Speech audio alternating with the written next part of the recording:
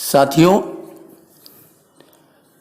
एक समय था जब मजबूत देश कमज़ोर देशों पर कब्जा करके और उन्हें गुलाम बनाकर रखते थे और वहाँ के संसाधनों का दोहन करते थे और खुद अमीर बन जाते थे। कारण क्या था? कारण ये है कि छोटी छोटी रियासतें होती थी और उन छोटी रियासतों पर कब्जा करना आसान था। आज समय बदल चुका है, सारे गुलाम देश लगभग आज़ाद हो चुके हैं, लेकिन चीन आज भी उसी रास्ते पर चल रहा है। जहां संसार में अधिकांश प्रजातांत्रिक देश हैं, प्रजातंत्र के रास्ते पर चल रहे हैं, वहां चीन में प्रजातंत्र नाम की जैसी कोई चीज है ही नहीं। आज भी चीन की वही कब्जा करने की नीति कायम है। आज चीन ने न केवल दूसरे देशों के थल पर नाजायज कब्जा कर रखा है, उनकी जमीनों पर कब्जा कर रखा है और ऐसा करके चुनौतियां उत्पन्न कर रखी हैं, बल्कि यह थल के बाद अब जल यानी सामुद्रिक क्षेत्रों में भी कब्जा करने में लगा हुआ है। चीन की इन हरकतों को देखते हुए भारतीय नौसेना को आक्रामक और प्रतिरक्षात्मक तौर पर अधिक मजबूत होना होगा।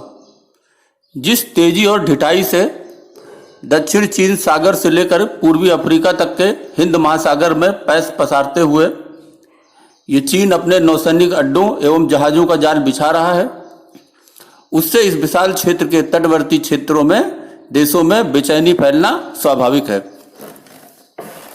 ये बेचैनी इस कारण और भी बढ़ जाती है कि चीन एक ऐसा देश है जिसके शासक हिटलर के फासिस्टों और स्टालिन के कम्युनिस्टों की तरह जब अपनी ही जनता के खून के प्यासे रहते हैं तो दूसरों को भला कैसे शांति से जीने देंगे। पड़ोसी देशों की जमीनें हड़पते हुए अपना भूभाग बढ़ाना उनके लिए एक राजधर्म सा बन गया है। तथ्यों को तोड़ना, मरोड़ना, धोखाधड़ी और झूठ बोलने में उनका कोई सानी नहीं है। साथियों, आप जानते हैं कि मालदीव से चीन ने मराओ द्वीप लीज पर ले रखा है। चीन इसका उपयोग निगरानी अड्डे के रूप में कर रहा है। चीन मालदीव में भी एक कृत्रिम द्वीप को विकसित करने में लगातार लगा हुआ है। कई लोगों का दावा है कि चीन हिंद महासागर में भारत के प्रभाव को कम करने के लिए इस द्वीप को विकसित कर रहा है। 2018 तक मालदीव पर चीन का $1.5 अरब के बराबर कर्ज बढ़ चुका है। चीन इसका लाभ उठाकर मालदीव के अब तक 17 द्वीपों को पट्टे पर लेते हुए उन्हें हथिया चुका है। यदि वह इनका सैनिक उद्देश्यों के लिए उपयोग करता है तो न तो छोटा सा मालदीव उसका कुछ बिगाड़ पाएगा और न ही भारत चीन को ऐसा करने से रोक पाएगा। साथियों, चीन बांग्लादेश के कॉक्स बाजार में भी एक नौसैनिक ठिकाना विकसित करने में लगा हुआ है। चीन बांग्लादेश के चटगांव बंदरगाह का विस्तार कर रहा है। बांग्लादेश का अधिकांश व्यापार यहीं से होता है और चीनी युद्धपोतों का आवागमन यहां पर आए दिन होता रहता है। 9 दिसंबर को श्रीलंका को सामरिक रूप से अत्यंत महत्वपूर्ण हम्बनटोटा बंदरगाह को औपचारिक रूप से चीन को सौंपना पड़ा। अब चीन की 2 कंपनियां हम्बनटोटा इंटरनेशनल पोर्ट ग्रुप तथा हम्बनटोटा इंटरनेशनल पोर्ट सर्विसेज इस बंदरगाह का सारा कामकाज देखेंगी। इस बंदरगाह को विकसित करने तथा कुछ अन्य परियोजनाओं के लिए चीन ने श्रीलंका को $8 अरब अर्थात 51,000 करोड़ रुपए का कर्ज दे दिया है। चीन इस बंदरगाह का बड़े पैमाने पर उपयोग कर सकता है, यहां से सैन्य गतिविधियां भी संचालित कर सकता है। दोनों देशों के इस समझौते से भारत की सुरक्षा चिंताएं काफी बढ़ गई हैं। जब चीन की नौसेना इसका इस्तेमाल करेगी तो यह भारत की सामरिक सुरक्षा के लिए ठीक नहीं होगा। चीन के पाकिस्तान स्थित ग्वादर पोर्ट पर नेवल बेस बनाने की भी खबरें हैं और आप इसे अच्छी तरह जानते हैं। इस तरह चीन ने पाकिस्तान के ग्वादर बंदरगाह पर अपना नियंत्रण हासिल कर लिया है। ग्वादर बंदरगाह का संचालन चीन के हाथों में आने से अरब सागर में चीन के जहाज़ों की आवाजाही और चीनी दखल बढ़ जाएगा। भारत के पड़ोसी देश के बंदरगाह पर चीन का नियंत्रण अत्यंत चिंताजनक है। यहाँ की सामरिक आवश्यकताओं को ध्यान में रखकर ही माकरात के ग्वादर बंदरगाह नौसैनिक अड्डे को अब अत्याधुनिक रूप से चीन विकसित कर रहा है।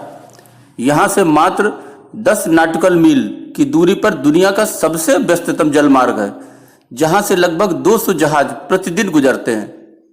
चीन ग्वादर से जियांग तक रेल मार्ग तैयार कर रहा है। चीन ने यहाँ से अपने देश के सिंचियांग प्रांत को पाकिस्तान से जोड़ने के लिए बहुत पहले कराकोरम मार्ग बनाया हुआ है।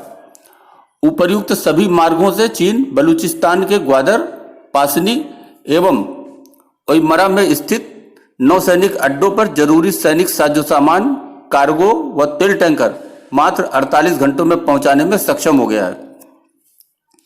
चीन द्वारा परमाणु पनडुब्बियां, अत्याधुनिक जलयानों व मिसाइलों की तैनाती यहां पर की जा रही है। यहां से चीन अरब सागर के माध्यम से हिंद महासागर में प्रवेश करके भारत को चुनौती प्रस्तुत कर सकेगा। हिंद महासागर में अपनी ताकत बढ़ाने के लिए ही चीन ने म्यांमार को अपना दोस्त बनाकर उससे सैन्य संबंध बढ़ा लिए हैं। चीन ने म्यांमार के द्वीपों पर नौसैनिक सुविधाएं बढ़ा रखी हैं, जिससे हिंद महासागर में भारतीय नौसेना की गतिविधियों पर नजर रखी जा सके। म्यांमार के हांगाई द्वीप पर राडार व सोनार जैसी संचार सुविधाओं का स्थापित किया जाना चीन की ही देन है। म्यांमार के क्याकप्यू में भी चीन बंदरगाह बना रहा है और थिलावा बंदरगाह पर भी चीन का आवागमन है। यहाँ के सितवे बंदरगाह पर चीन एक तेल व गैस पाइपलाइन बना रहा है, जिससे वह इसका लाभ उठा सके। चीन ने दोनों कोको द्वीप म्यांमार से 1994 में पट्टे पर लिए थे। दोनों सामरिक महत्व की एक ऐसी जगह पर ये दोनों बंदरगाह हैं जो पूर्व में इंडोनेशिया के मलक्का जलडमरू मध्य और पश्चिम में बंगाल की खाड़ी के बीच पड़ते हैं।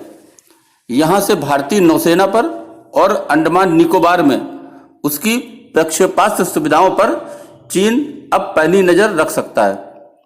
मलक्का जलडमरू मध्य से होकर आने जाने वाले सभी प्रकार के जहाज इसी रास्ते से ही गुजरते हैं। अंडमान निकोबार द्वीप समूह से लगभग 50 किलोमीटर की दूरी पर स्थित कोको द्वीप पर चीन अपनी ताकत बढ़ाकर आधुनिक नौसैनिक सुविधाएं स्थापित कर चुका है। जुलाई 2017 में पूर्वी अफ्रीका के जिबूती में चीन के पहले सागर पारीय सैनिक अड्डे ने काम करना शुरू किया।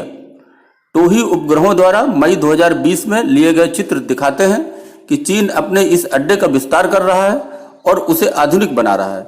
उसके पोत घाट यानी पियर को बढ़ाकर करीब 400 मीटर लंबा कर दिया गया है, ताकि वहां चीन के लियोनिंग विमान वाहक युद्धपोत जैसे बड़े बड़े जहाज भी लंगर डाल सकें। करीब 10,000 तक चीनी सैनिकों के रहने की जगहें और इलेक्ट्रॉनिक जासूसी सहित कई दूसरी सुविधाएं भी चीन ने वहां जुटा लिया है। चीन हिंद महासागर के सेशल्स द्वीप पर अपना पहला विदेशी सैन्य अड्डा खोल चुका है, जिससे उसकी नौसेना को संसाधनों की आवश्यक आपूर्ति और अन्य सुविधाएं आसानी से मुहैया कराई जा सकें।